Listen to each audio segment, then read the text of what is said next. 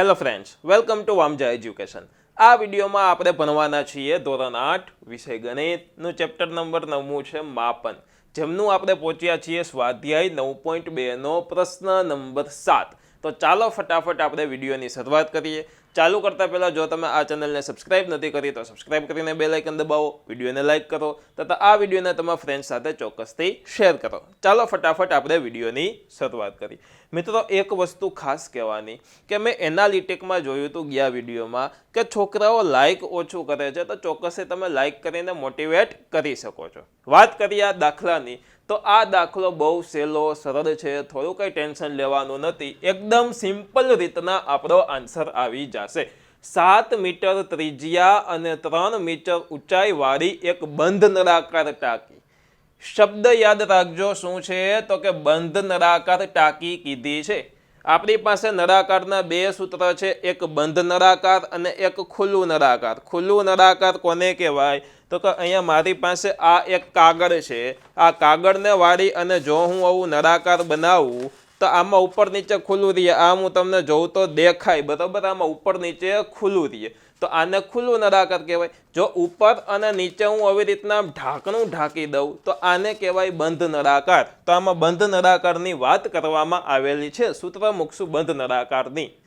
તો ધાતુના પતરામાંથી બનાવવામાં આવેલ છે, તો આ ટાંકીને બનાવવા માટે ધાતુનું કેટલું પતરું જોઈશે.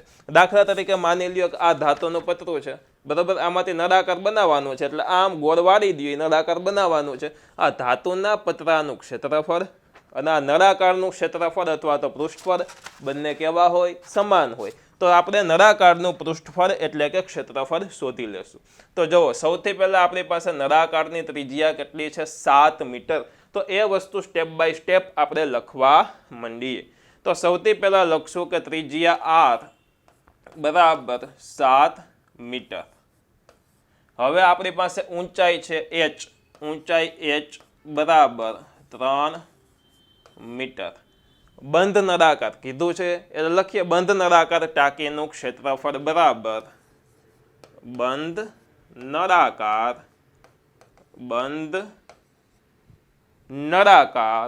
ટાંકીનું ક્ષેત્રફળ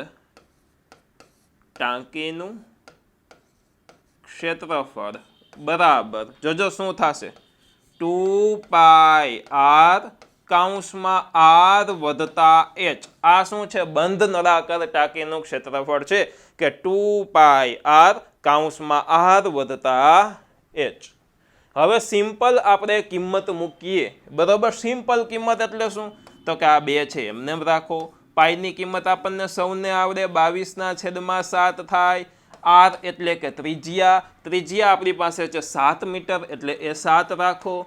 કૌંસમાં r પાછો આવ્યું એટલે 7 વધતા h એટલે ઊંચાઈ છે આપણી પાસે 3 મીટર. આની ગણતરી પણ સિમ્પલ. શું કામ તો કે જુઓ, આ 7 ઉડી ગયા, છેદ જ નથી, હવે તો સહેલું છે. તો 22 કેટલા થાય? 44. છોકરાઓ 22 44 ગુણ્યા, અહીંયા ગુણાકાર છે, બરાબર, આ કૌંસમાં છે એટલે ગુણાકાર, ગુણ્યા 7 વધતા 3. 7 અને 3 નો સરવાળો કેટલો થાય તો કે 7, 8, 9, 10 એટલે 10.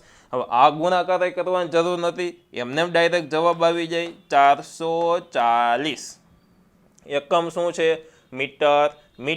એટલે અહીંયા આપણે લખવું પડે મીટરનો વર્ગ. તો આ થઈ ગયો મિત્રો આપણો જવાબ. નીચે આપણી લાઈન લખવાની કે આમ બંધ નળાકાર ટાંકીનું ક્ષેત્રફળ